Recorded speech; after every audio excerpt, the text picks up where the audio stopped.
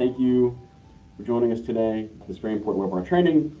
As you all know, the mapping challenge process is one of the most critical components and pieces to what our state is going to accomplish in the BEAD program. So it's critically important that you are here. We are glad that you are. This one at 10 o'clock is for ISPs. We have one at 2 o'clock.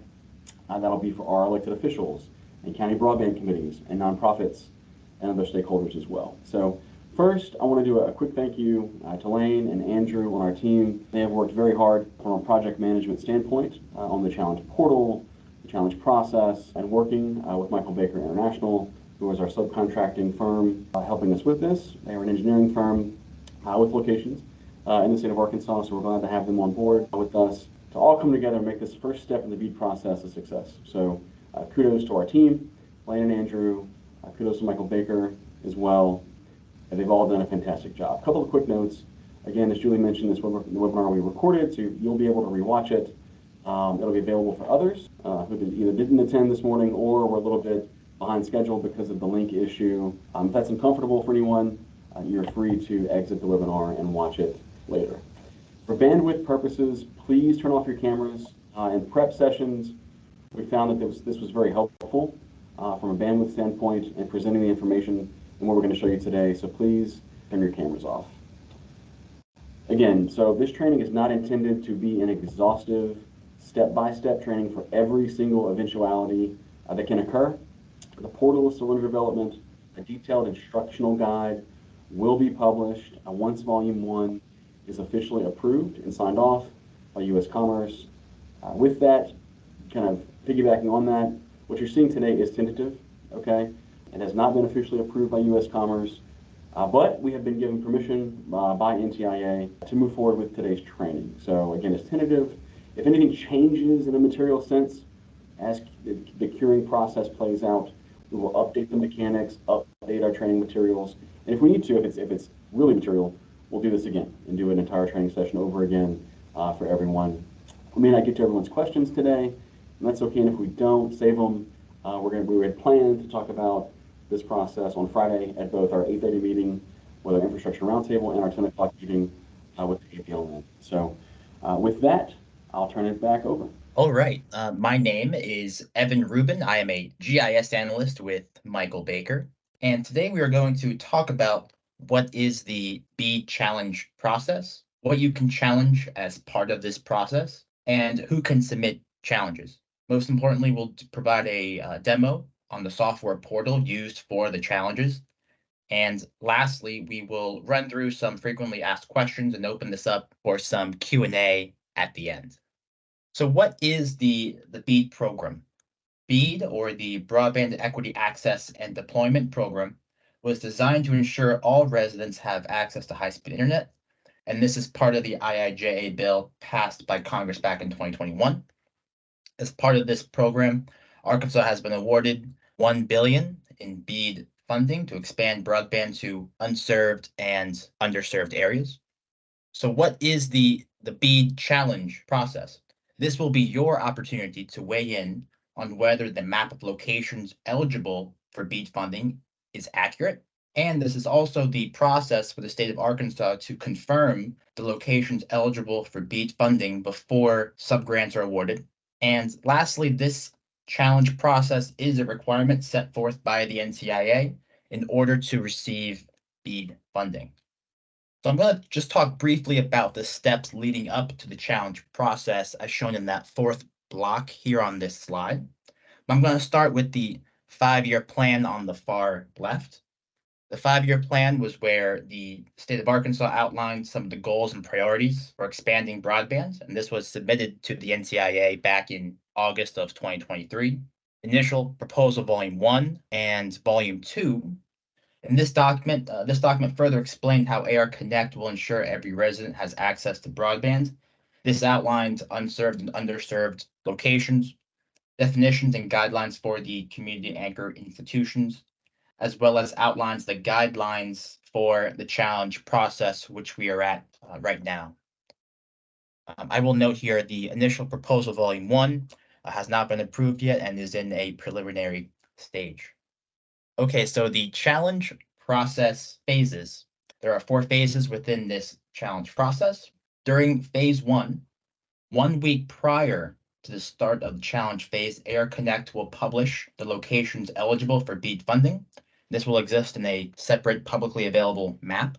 Phase 2, which is the challenge phase, will consist, this is where entities may challenge through the online portal. All parties will be notified of our response via email, and this is where we confirm the minimum level of evidence was submitted for each challenge type you submitted.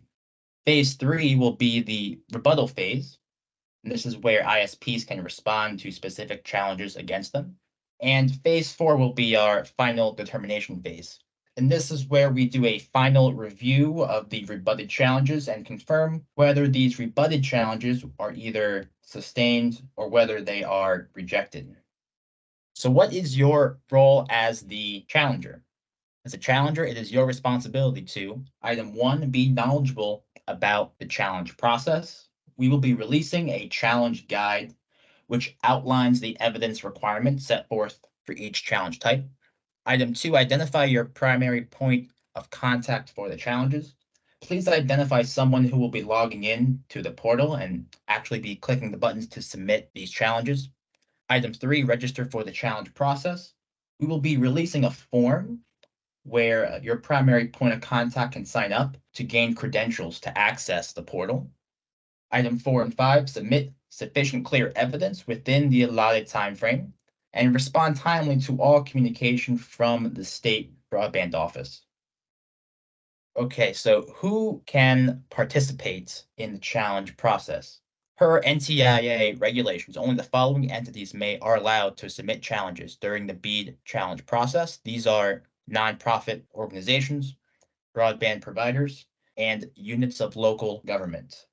A full list of units of local government can be found in the initial proposal volume 1, and we'll talk about this in a little more detail later on in the presentation. All right, so lastly here, what can you challenge as part of this process? Locations may only be challenged on the following grounds. I will note a full list of evidence requirements are currently published on the initial proposal volume 1, and they will be posted on the challenge guide. I'm going to go through these 4 items here. Planned or existing service challenges. These are locations where broadband service currently or will soon be deployed, not funded by federal or state grants. Enforceable commitment challenges. These are locations where broadband service currently or will soon be deployed, funded by federal or state grants. Provider service level challenges. These are locations where available broadband service shown on the map is incorrect. These are your availability, speed, latency, data cap, and technology challenges. Now note again, the definitions and evidence requirements for all these challenges are on the initial proposal volume 1 and will be posted on the challenge guide. And item 4, community anchor institution classification challenges. And these are locations that are incorrectly classified as CAIs or not classified as CAIs. Also, where availability of 1 gig service to a CAI is incorrect. Lastly, I'll just note the challenge portal can only accept between 100 and 500 locations per challenge. It's capped at 500 locations per challenge. For additional locations, please submit a separate additional challenge. All right, up next, I'm going to pass it over to my colleague, Nick. And Nick will be giving a short demo on the challenge portal. All right, yeah, thank you so much, Evan. Hi, everyone. My name is Nick View. I'm the Broadband GIS Team Manager here at Michael Baker.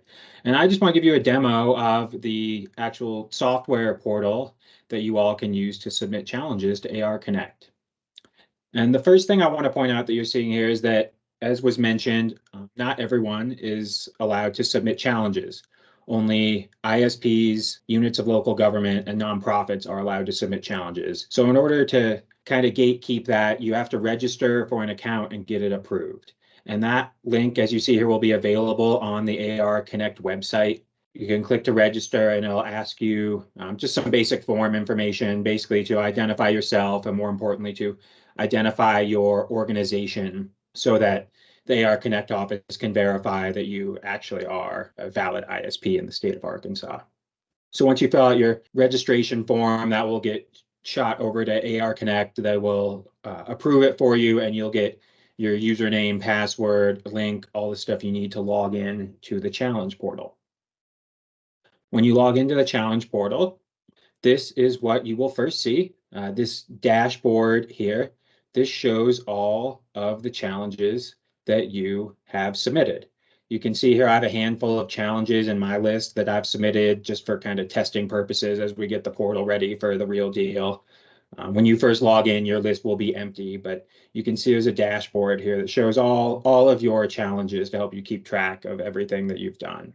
A couple of features I want to point out of this dashboard homepage here. First is that across the top of your list of challenges, you can see there's some different categories, some different kind of tabs that will walk you through the different stages of your challenge. So this first tab here that I'm on, My Submitted Challenges, just shows all of the challenges that you have submitted. Now, sometimes you may submit a challenge and the AR Connect office may look it over and they may determine that they'd like you to submit some additional evidence. They may send it back to you for revision. This is one reason I think Evan emphasized to submit your challenges early, because if you submit them early, they can allow you more time to send in revisions if need be. But if you do get any challenges sent back for revisions, they'll show up in this second tab here. You can see I don't have any right now. The third tab, Initial Review Process, this one is pretty important because this will show you, again, when you submit your challenges, the AR Connect office will review them. And upon initial review, they'll either accept your challenge or deny your challenge.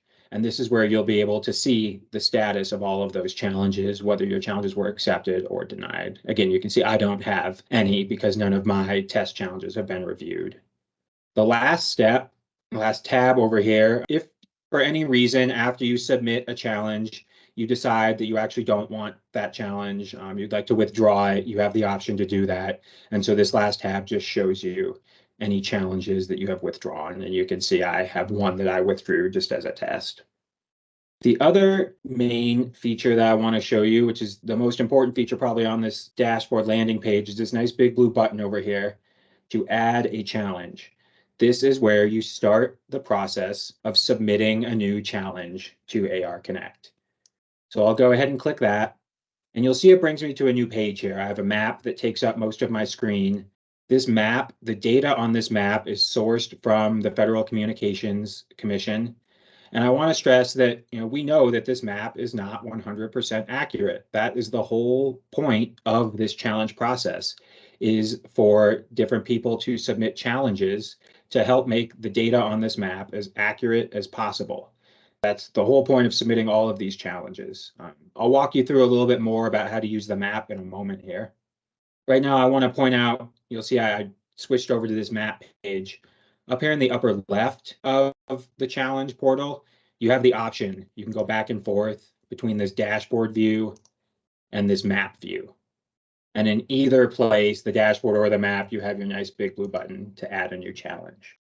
So when you go to add a new challenge, over here on the right-hand side, you'll kind of walk through a series of forms to submit all of the information about your challenge.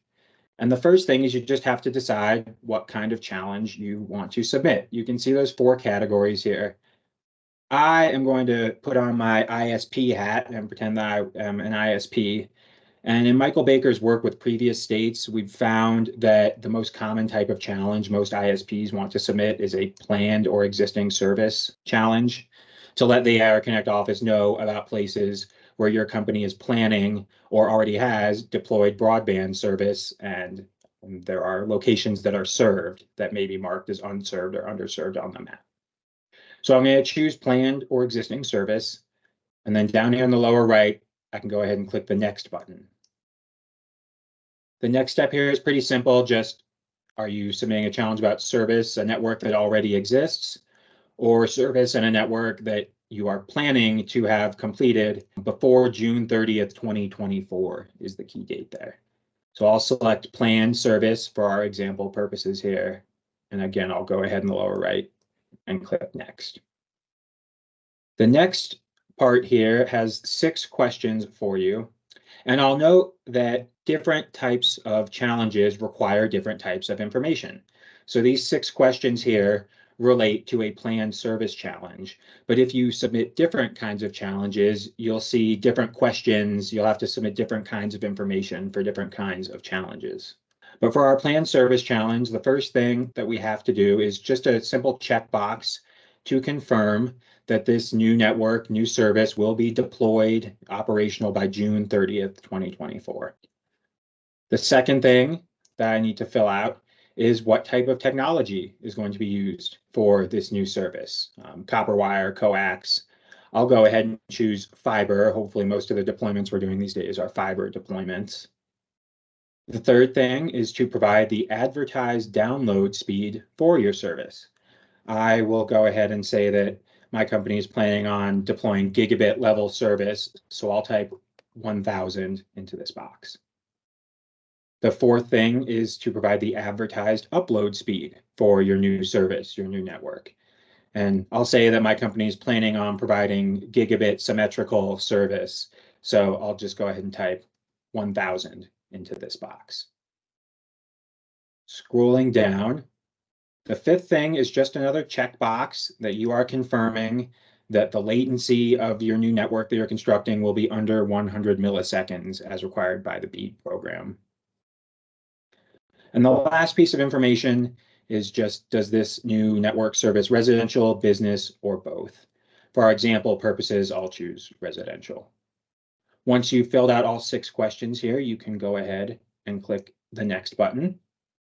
Now, this part is where you interact with the map.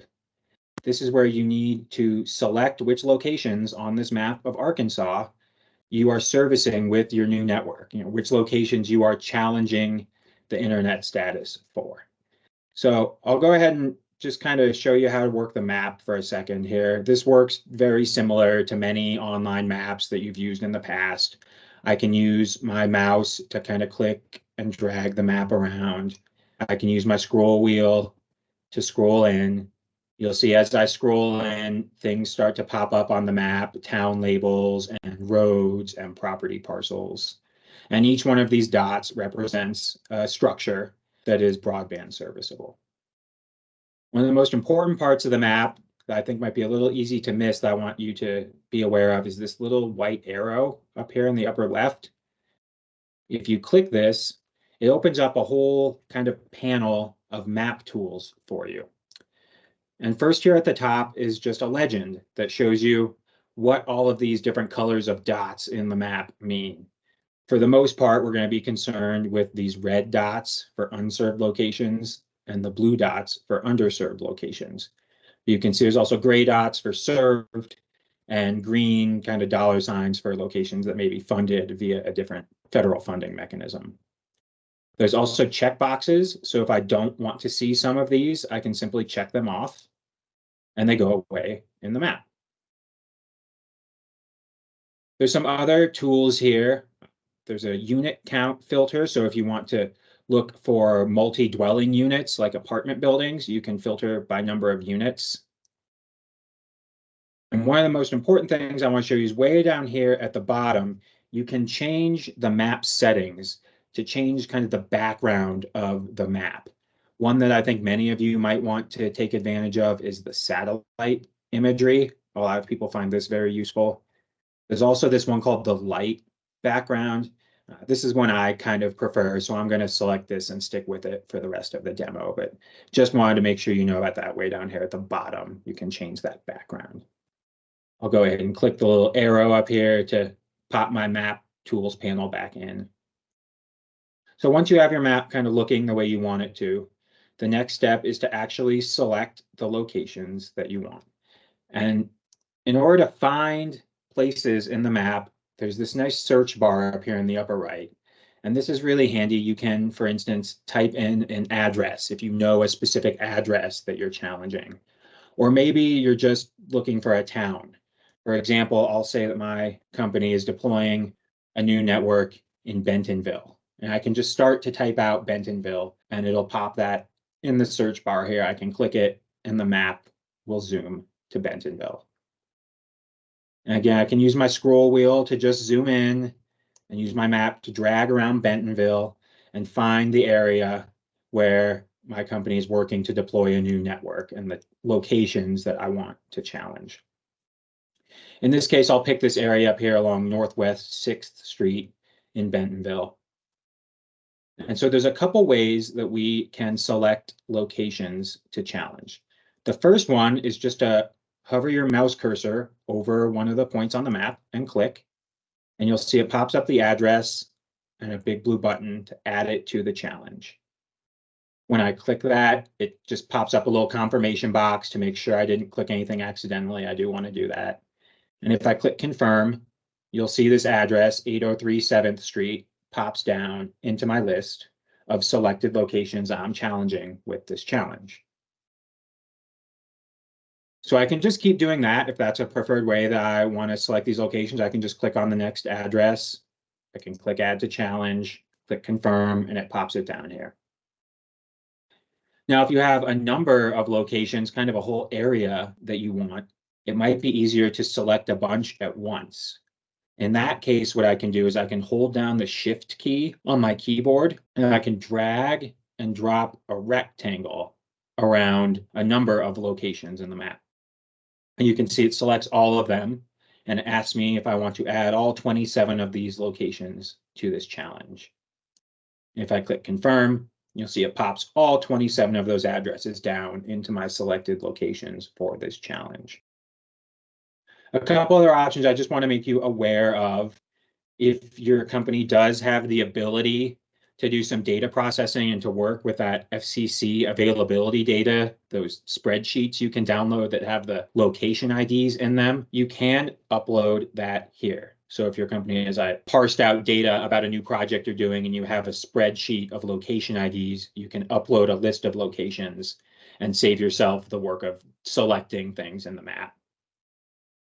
Another way that you can use data to select locations in the map is if you do have, for instance, GIS data, like a shapefile or a KML file that shows the service area where you're going to be providing service, you can also select or upload area data here. So either one of these buttons will allow you to upload data and it'll select the locations in the map for you, and you won't have to click and select locations in the map. No matter how you select your locations, once you have the correct set of locations selected, you're happy with that. The next step is, again, to just go down here and click your next button. And this will bring you to the evidence page.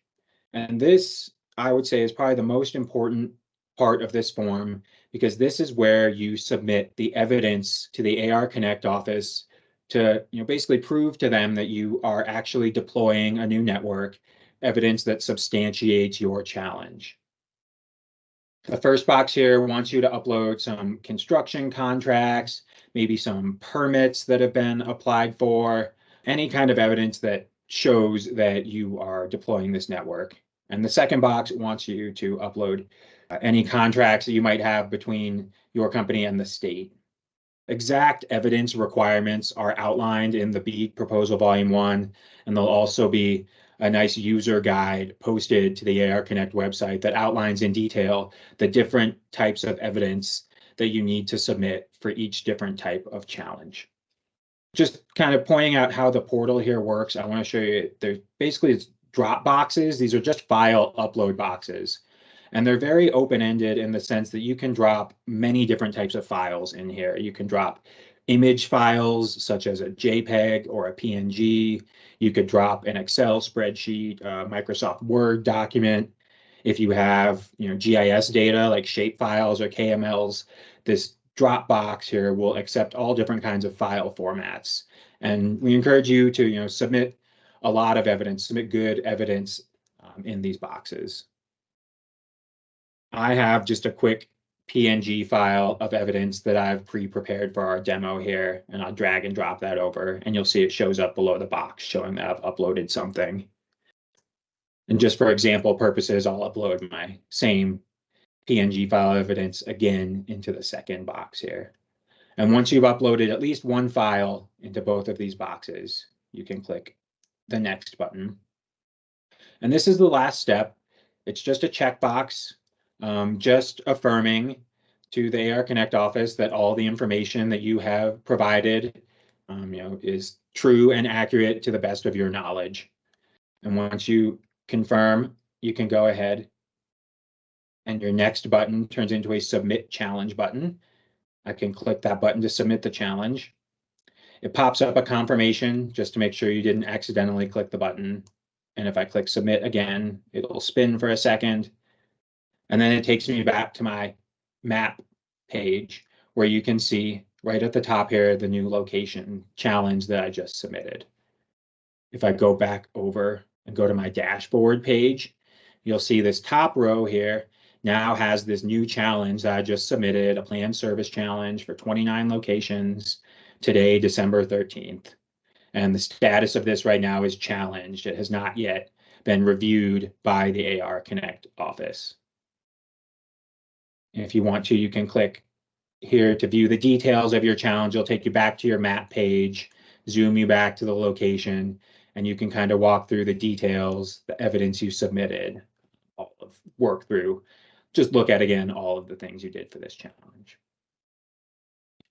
And that is how you can use the challenge portal to submit a planned service challenge. And now I'll pass it back over to Julie. Thank you so much, Nick. Really appreciate that. We'd like to take a little bit of time now to go over some frequently asked questions that do come up. And then at the end of those, we'll open it up for a live Q&A. So one of the first questions that does come up is, are the BEAD challenge process and the FCC's challenge process the same thing? No, the FCC challenge process determines the map of locations, and you can add, change, or remove locations from the map, and anyone can submit the FCC challenges. But the BEAD challenge process determines which locations on the map are eligible to receive BEAD funding. That is, which locations are served, unserved, or underserved. And only permissible challengers can submit BEAD challenges. And in the state of Arkansas, that's ISPs, local governments, and nonprofits. And that's, again, those are NTIA regulations. So as an ISP, once you've been notified that a location has been challenged, one of the questions that comes up is, can we immediately respond to the challenge? And the answer is no. AR Connect has designed its challenge process to work in distinct phases, and that is to allow for fairness and to give ample time for our staff to review. For example, if a particular challenge came in early, that would give an advantage to that ISP as opposed to a challenge that came in late. So they're going to collect all the challenges within that 30-day period and then open up to the next phase, which is the rebuttal phase. So the rebuttal option of the challenge portal, the actual ability to press a button, it will be grayed out and it will not be available until the official start of the 30-day rebuttal phase. Can individuals participate in the BEAD challenge process? Per NTIA regulations, individuals cannot submit a challenge. However, they can contact their local nonprofit or government unit. For example, county judges, mayors, members of the General Assembly, school board members, justices of the peace, and city council members. And this is a key question. How many locations can be submitted in one challenge? To facilitate the review phase, please limit your location numbers and geographic area. The challenge portal will only accept up to 500 locations. So for example, one location or 500, not 501. But we do recommend fewer, and we do recommend that you tie them in a geographical area that makes sense. And I will also add that when you're submitting evidence, for example, if it is a planned service and you already have a building permit and that building permit covers 12 locations, it makes sense to submit one challenge for those 12 locations as opposed to 400 locations and upload, 10 or 400 building permits. So what happened to the funds from the CPF or the other grant opportunities? This question, I know the AR Connect office gets this question a lot. So several funding programs may have already been awarded to bring high-speed internet to your neighborhood, such as the RDOF, the Rural Digital Opportunity Fund, and the Capital Projects Funds, the CPF funds. So per NTIA regulations, funding from the BEAD program cannot be used to fund deployment at locations that were already awarded or approved through RDOF, CPF, or any other funding source. So as an ISP, if you see on the map that there's they do not have an area for enforceable commitment, and they're still showing it as served, and you know that your company was awarded that already under a RDOF, you will want to choose the enforceable commitment type of challenge and go in there and submit your evidence, which will be your agreement, your award letter, and then also the other backup documentation, such as construction drawings, network design, and building permits, etc. So what can you as a permissible challenger do to make the process smoother? Just be prepared. As part of this webinar is an opportunity for you to get prepared and get familiar with the way that not only the portal runs, but what the requirements are. And as we've mentioned several times, there will be a challenge process resource and user guide that will be made available, and it will be able to download on the AR Connect website. And just have your evidence ready. Get started now. Make sure that that's not something that you leave to the last minute, because we do definitely recommend that you submit early. Once the challenge process 30-day window itself closes, there is no more opportunities to submit a challenge. And per the NTIA regulations, the Arkansas Connect staff are not able to respond to or go back and forth, if you miss that window. Again, that's part of the fairness and the transparency of the whole BEAD program. And as we've mentioned several times, submit fewer locations per challenge. Just cannot stress that enough. And also choose the correct category, especially think about where did the source of funding come from. You've got a network design and you know that, hey, we're going to be servicing this area. So you choose planned service, but you forgot that it really should go under enforceable commitment because the funding or a portion of the funding for that network build out came from a CPF grant. So that's really important as well. All right, then. So that's just some of the questions that we've heard a lot of, but I would like to open it up now for some interactive questions. I will moderate the questions and make sure that I reach out to the appropriate person of either the AR Connect staff or the Baker staff. Please put your questions in the chat or raise your hand with the little Microsoft Teams hand symbol. It's up on the top of your screen. So are there any questions? Chris Ortiz, go ahead. And it's okay if you want to pop back on your camera for this portion, but that's totally up to you. Hi, this is Chris Ortiz, and thank you. This is Chris Ortiz from Maltese, and there are a couple of other members of the team on who may have other questions relating to the portal.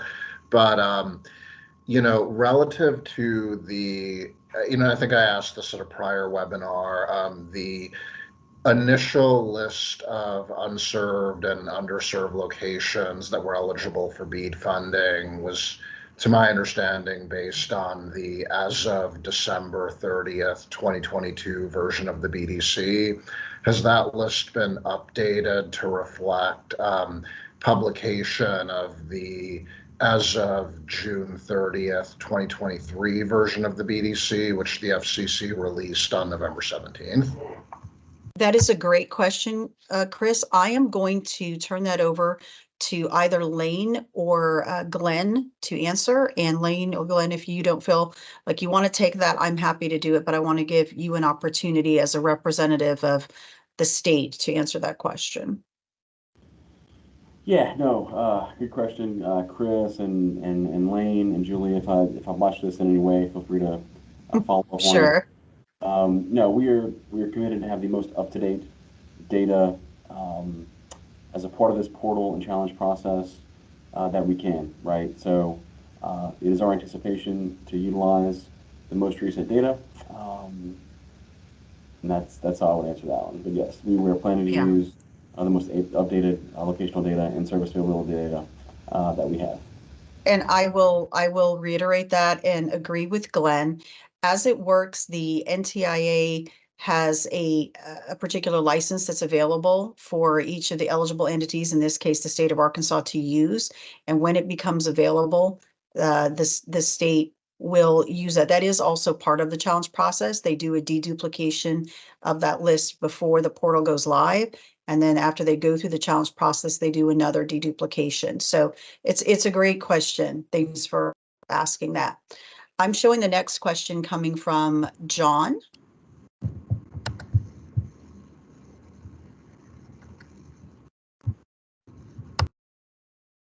The microphone John- won't turn off. John, you are on mute. So if you can't get it, Oh, there it goes. okay. There, it wouldn't turn off. John Cannon with Rally Networks. I have a quick question about the notification to the ISPs. How will that occur, and what database will you use for the emails so that we can verify the correct email is on there? Okay, I'm going to attempt to answer that question. And if I don't get it right, maybe Nick or Evan can join in. My understanding is that you will be notified by email. And once you register through the portal and the challenges are going through the portal, another way you could tell is when you logged in. So you wanted to log in, you could see that you've been challenged, but you will be notified by email. Does that answer your question?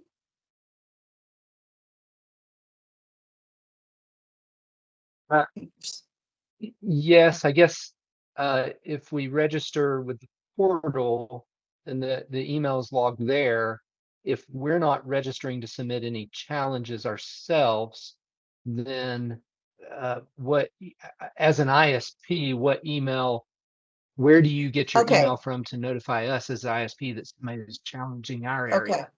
That's a great question. There is a list that AR Connect is assembling or has assembled.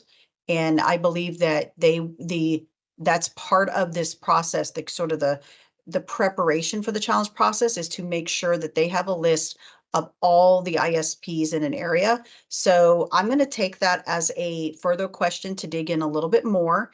And Lane and I will discuss, and then Lane will have that answer available to you as soon as he gets a firm answer. Okay, but that's a great question. So you're saying as an ISP who is not registering in the portal, you want to make sure that the office, AR Connect office has your information. So a real easy way to do that is to make sure that you email, the state broadband office, and that they have all your contact information. So, but that's really great. I'm glad you brought that up. So I see a question here in the chat from Dimitri Alexander.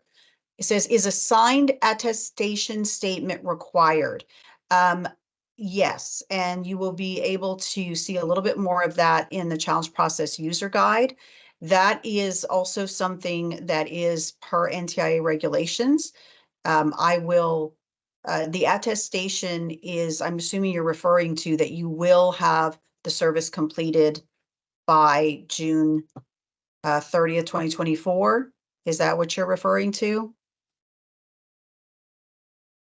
Yes, that's correct. Okay. Yes, that's just part of the process. Great question. Wes says a couple of questions. When will the guide be published? Okay, that question, I'm going to just give you the general statement, which is, again, per NTIA guidelines, it has to be published at least a week before the portal goes live, but it also cannot be published until volume 1 is completely approved by the NTIA. So I can definitely say that the intention is to get it published as soon as AR Connect is allowed to. So it'll be a minimum of 1 week before the portal goes live. Okay, can we download the passings with status unserved for analysis on our end? Okay, I'm gonna, and our BDC filing sufficient as evidence of existing service. Nick, do you want to take the question? Can we download the passings with status? Yeah, absolutely.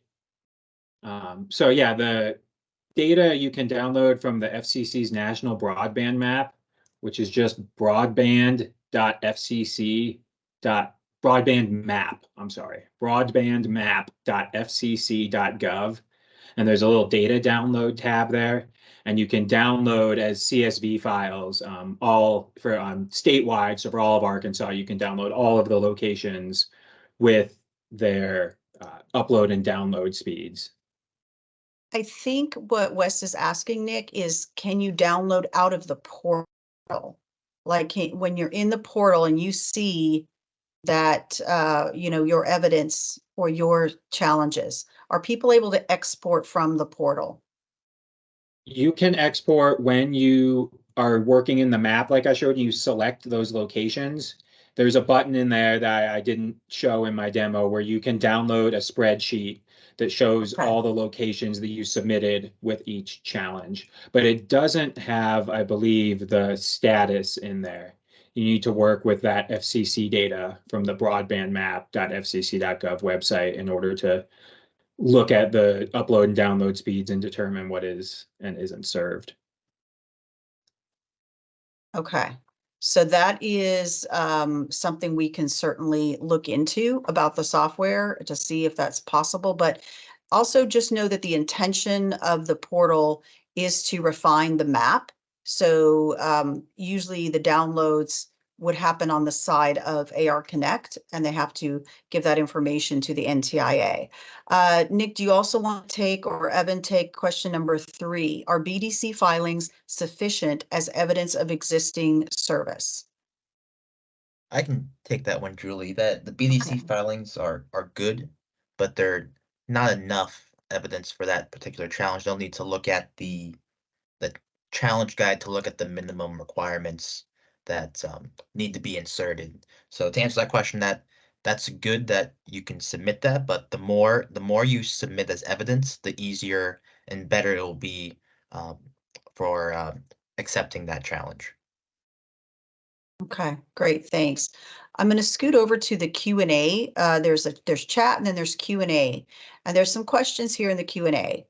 Denise says, our locations were missing from the list of unserved and underserved locations released with volume 1. So we have nothing to get started on with our broadband challenges. Will we get additional time to evaluate the list since our locations were missing?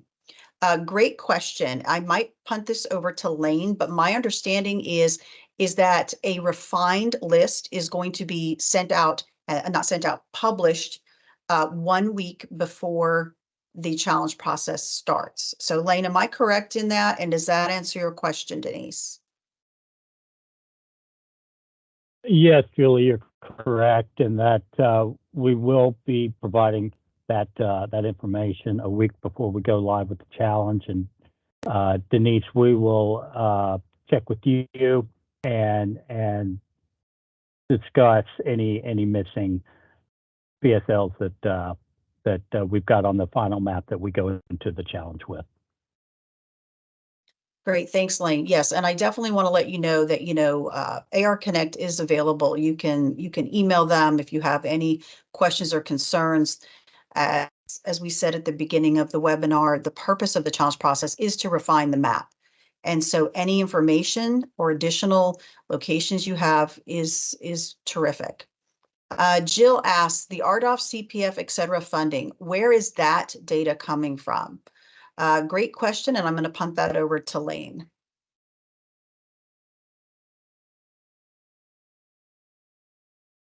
I'm sorry, Julie, can you ask that again? I missed that. No, she wants to know where the data is coming from for the RDOF and CPF funds, et cetera. From the FCC broadband funding map and the deduplication process that we get, or the deduplication data set that we get from the NTIA. Okay. I have another question here from a little earlier, and I missed it. It was in the Q&A. It says, we can't challenge if a location is an actual location. I think you're saying, can we challenge if a location is an actual location? Denise, can you maybe rephrase that question or help me to understand it? Because I think I know what you're asking, but I want to be able to answer the question correctly. Julie, I was thinking if the list shows that we have a location that we know is in a location, it's a shop or it's a garage or it's a rock, can we challenge that to take that broadband serviceable location out?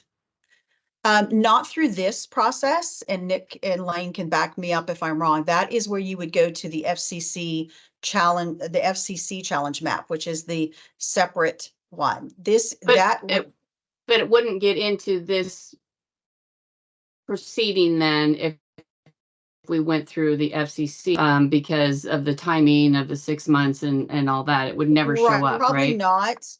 Probably not. But again, so the way the challenge process and the challenge portal is set up, you're not challenging the location, you're challenging whether it's a broadband serviceable area, and that's the other one. So Nick, am I going off track with that? Or Lane, does anyone else want to chime in? No, you're exactly correct, Julie. And Denise, you're also correct. Unfortunately, just the way that the data is set up, the way the FCC runs their data collection program, you can go to that broadbandmap.fcc.gov I was talking about earlier, and you can challenge and say, yeah, hey, this is a garage or a rock, and it's not a broadband location. But that's probably not going to make it into the challenge process just because of the timing of the FCC data releases. Yeah. Yeah, so real quick, Julie, on that, I think for those, just a quick side note is when you look at a quick preliminary analysis of the Fabric data from the last two cycles, the one that was just recently kind of updated in November, right? You look at Arkansas specifically, between the first, or the one that was just released and the one prior, there were 45,000 VSLs added and around 48,000 VSLs removed for a net loss of 3,000 VSLs across the state. And so we'll see what that looks like once the portal opens. But I just wanted to notate that, it's ongoing with the FCC. They're still working on it. We've had some additive taken away for a net loss out of this last one. But again, we're working to have the most up-to-date data we can when we get started. Thanks, Glenn. So I'm going to take one more question here in the live Q&A, and then I just want to remind everyone that AR Connect is available to answer other questions. I know they have regular meetings. So one more question that was asked, is there an API available to submit challenges or rebuttals in bulk? And I'm going to give that over to Nick. No, the answer to that is no, I do not believe so. Okay. I know you can submit locations within a challenge in bulk, but there is a separate feature of the portal that you can do area challenges and MDU challenges, but that's probably a little bit more than we can address on this particular session. So that's something, again, that will be in that user guide, and you can also follow up with AR Connect on their regular scheduled meetings. So next slide, please, Evan. So what can you do now? You can, a couple things, just identify who's going to be the contact in your organization who will submit the challenges and rebuttals. And also, again, someone else had brought up earlier about, well, what if you all don't have our contact information? It is never a bad idea to email the broadband office and get your name on the list of, ISPs in the area. Also, when the user guide becomes available, review it. It's actually very detailed and has pretty much every answer to your questions. And also start and continue to collect speed test data in case you feel that you might be the subject of a challenge. And start collecting your submission evidence documents. Again, those are the network designs, the permits. And one thing we really haven't mentioned much, but make sure that they tie into the locations. It's a very good chance you might be rejected if you turned in what you think is permissible and sufficient evidence, but there's no address on it, or it covers too large of an area or too small of an area. So really look and make sure that it links up. And go ahead, and if you haven't already, obtain a CostQuest Tier D license as you're an ISP, so you can have that data as well. And again, just email, if you aren't already on the email list, you can email the broadband office at Arkansas, you can go to their website and keep in the loop. And what happens after the challenge process? AR Connect will conduct a final review to check for locations with enforceable commitments. That's again another deduplication process. Then they will submit all the results to the NTIA for final review and approval. And then at least 60 days before they start allocating any subgrants, they will post for public notice the final list, and that's for each location in CAI. Okay, and I am going to just real quickly show you that as of now, and again, as Glenn mentioned at the top of the hour, still kind of a work in progress. We haven't nailed down exactly the dates, but AR Connect anticipates that the challenge process officially will start in January, and then you'll see the different phases. They're 30 days each. It's the challenge phase, the rebuttal phase, and that final determination phase will end sometime in April. So thank you all again for joining us. I'm going to turn it over for a quick outro to Lane Bailey. Good morning, everybody, and thank you for joining. For those of you who had issues with the webinar link, apologize. I'm glad we were able to get that direct link out through Teams. Well, not sure what the glitch was. I do want to say this is not the end of the conversation before we go into the challenge process. We are going to stay in constant contact with you, answer your questions. We're going to discuss this more Friday morning and every Friday morning until we go live. So keep the questions coming and keep that dialogue going. We want you guys to be as prepared as you can be and have all the answers that we can provide before we go live. So we are here for you to take care of that and answer your questions. And I just want to thank everybody here in the broadband office and Michael Baker for the development and preparation for this webinar. We will be putting an edited version of this webinar on our website in the following days, and we'll let you know when that's been posted. So thank you again, and we'll be in touch real soon.